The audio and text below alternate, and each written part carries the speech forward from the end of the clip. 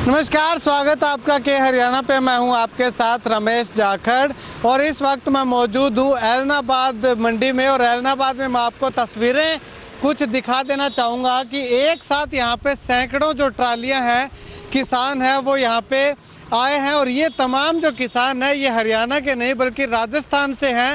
राजस्थान में सब राजस्थान के किसान यहाँ पे बता रहे हैं राजस्थान में नरमा की खरीद करने से मना कर दिया। कुछ किसानों से बातचीत मेरी हुई थी तो उन्होंने कहा था कि गिरदावरी करवाई हुई थी, ऑनलाइन करवाया हुआ था, उसके बाद राजस्थान में किसानों का नरमा खरीदने से मना कर दिया। तो ये तमाम किसान जो है अपनी नरमे की ट्राली लेकर के यहाँ इकट्ठा हुए हैं, यहाँ ऐलनाबाद मंडी में आए हैं। चलिए कुछ किसान मेरे साथ मौजूद हैं, इनसे बातचीत करते हैं एक बार, उसके बाद मैं आपको तमाम तस्वीरें दिखा रहा हूँ लगातार। भाई साहब क्या नाम है?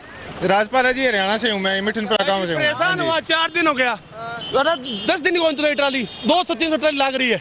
न कोई खाने की व्यवस्था, न होटल, सारा बंद है लॉकडाउन के बीच में। कहाँ से आप? राजस्थान से? राजस्थान से फिर के कहाँ से छोड़ो, ये राजस्थान से आए भाई।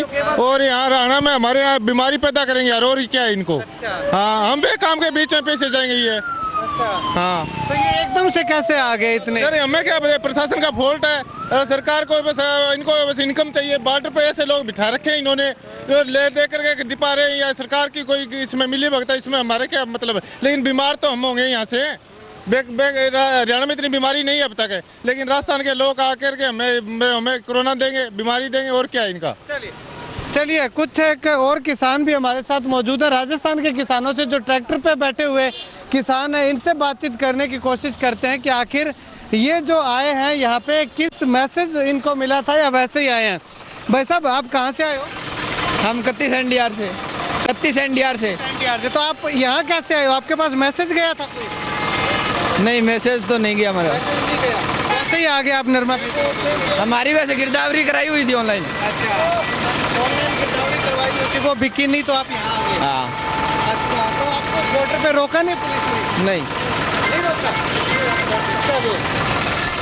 तमाम जो यहाँ पे मैं आपको तस्वीरें एकदम से दिखा देना चाहूँगा, पूरी की पूरी तस्वीरें ये आप देख सकते हैं। नरमे की ट्राली लेकर के जो किसान, सैकड़ों की संख्या में किसान जो है वो यहाँ पे पहुँचे हैं नरमा लेकर के। और जहाँ तक अगर मेरी नज़र जा रही है तो 1 किलोमीटर तक लगातार जो है, 1 से 1.5 किलोमीटर तक लगातार ये नरमे की ट्रालियाँ हमें दिखाई देंगी। और तमाम जो ये किसान हैं ये राजस्थान से हैं। बताया ये जा रहा है कि राजस्थान में इनकी जो गिरदावरी करवाई हुई थी उसके बावजूद भी इनका जो नरमा है वो नहीं तुला। तो ऐसे में ये हरियाणा की तरफ इन्होंने टर्न ले लिया।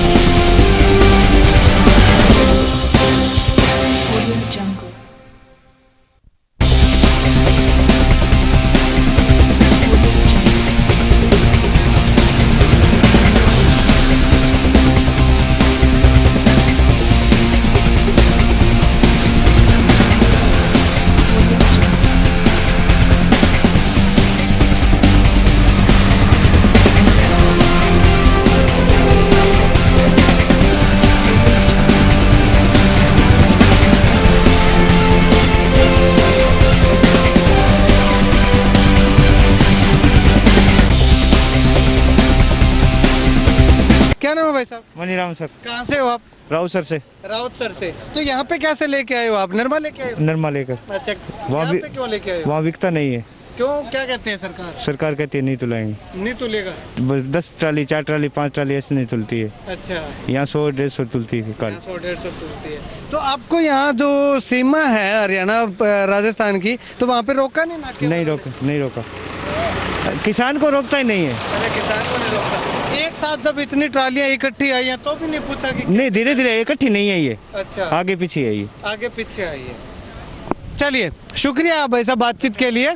तो अभी अगर मैं बात करूं तो चलिए एक बार हम हरियाणा और राजस्थान के बॉर्डर पे जो नाकाबंदी कर रखी है उनसे जाकर के बातचीत करने की कोशिश करेंगे, और उसके बाद जो यहाँ पे खरीद अधिकारी हैं, जो CCI के डायरेक्टर हैं या जो भी आला अधिकारी हैं, उनसे भी बातचीत करेंगे कि आखिर एक साथ इतनी ट्रालियों को यहाँ पे बुलाने का क्या कुछ मकसद है, क्या कुछ औचित्य है। चलिए, हरियाणा राजस्थान के बिल्कुल बॉर्डर पे जो नाकाबंदी की हुई है वहाँ पे मैं मौजूद हूँ, और यहाँ पे हमारे साथ ASI सुभाष चंद्र जी मौजूद हैं। इनसे बात करते हैं। सर, अगर बात करें तो यहाँ पे हरियाणा राजस्थान के बॉर्डर पे किस तरह के एहतियात बरते जा रहे हैं, किस तरह की नाकाबंदी? लॉकडाउन की पूर्ण रूप से पालना की जा रही है जी। व्हीकल बहुत कम है। जो लोग खेतों में आने जाने वाले हैं वो तो खेत में काम करने के लिए आ जा रहे हैं, बिल्कुल नाम मात्र के व्हीकल है। लॉकडाउन बहुत बढ़िया पालना हो रही है। अच्छा सर, अभी यहाँ राजस्थान से कुछ सैकड़ों ट्रैक्टर ट्राली जो है वो किसान लेकर के गए हैं एलनाबाद में, तो उनको एकदम से किस तरह से इतने व्हीकलों को एक साथ? ये ऐसा है जी, तूड़ी लेने के लिए जा रहे हैं जी ये। ठीक है जी। नरमा की ट्राली भर के सर लेके गए हैं यहाँ? नरमा की कोई ट्राली यहाँ से नहीं गई जी अब। अच्छा, फिलहाल कोई नरमा की ट्राली नहीं है, न कोई जो है कणक की ट्राली जा रही और न ही सरसों की। अच्छा, ये जी।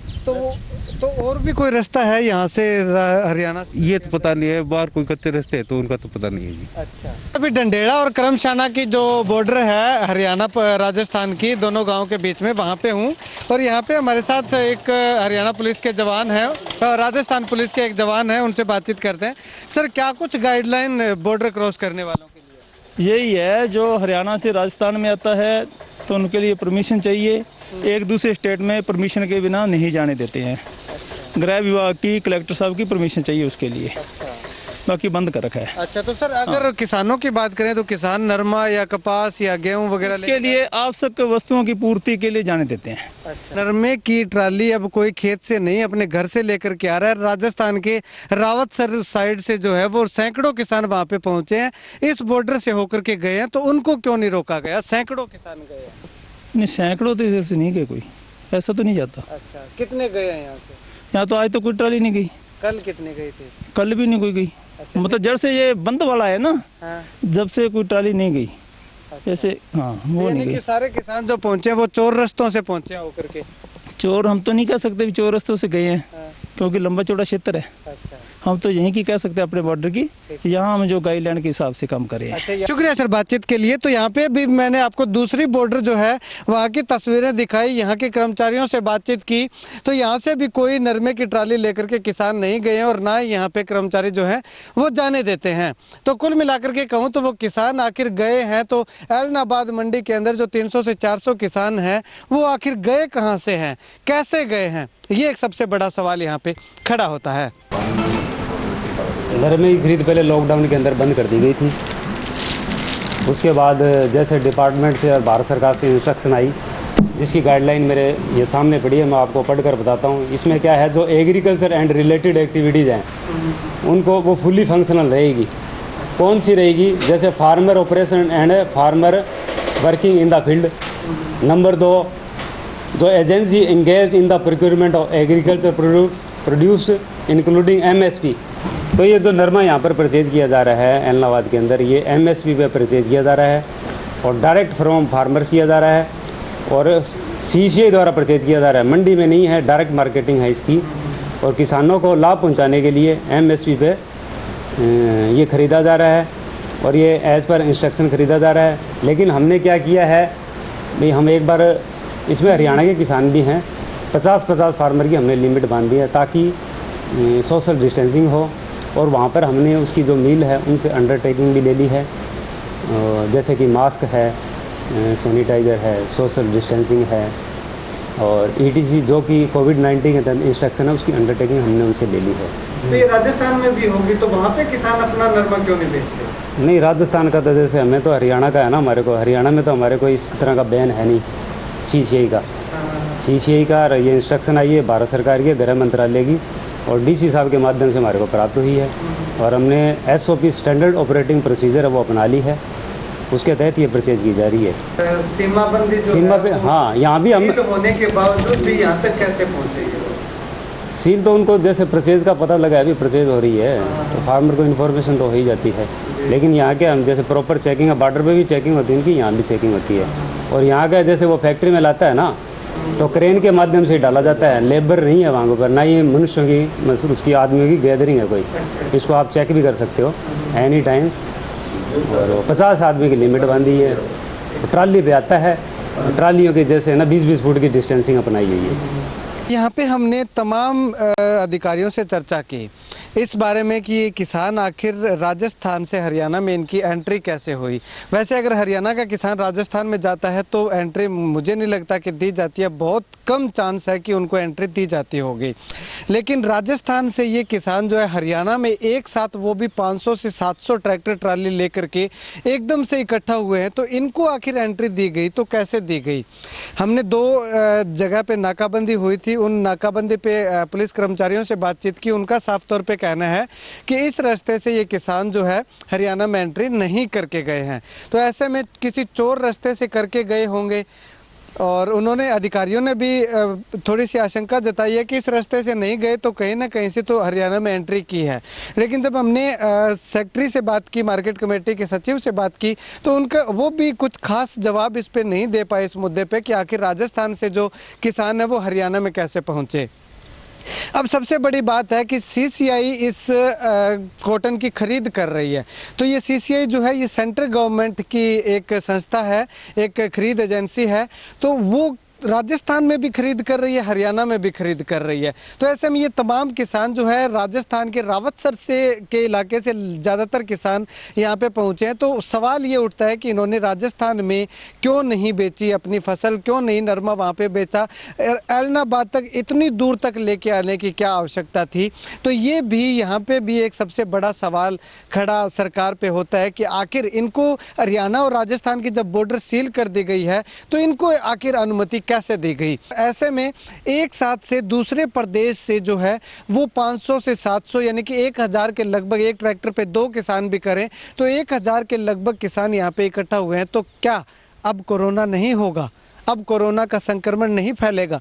ये यहाँ पे सरकार को और प्रशासन को सोचना चाहिए।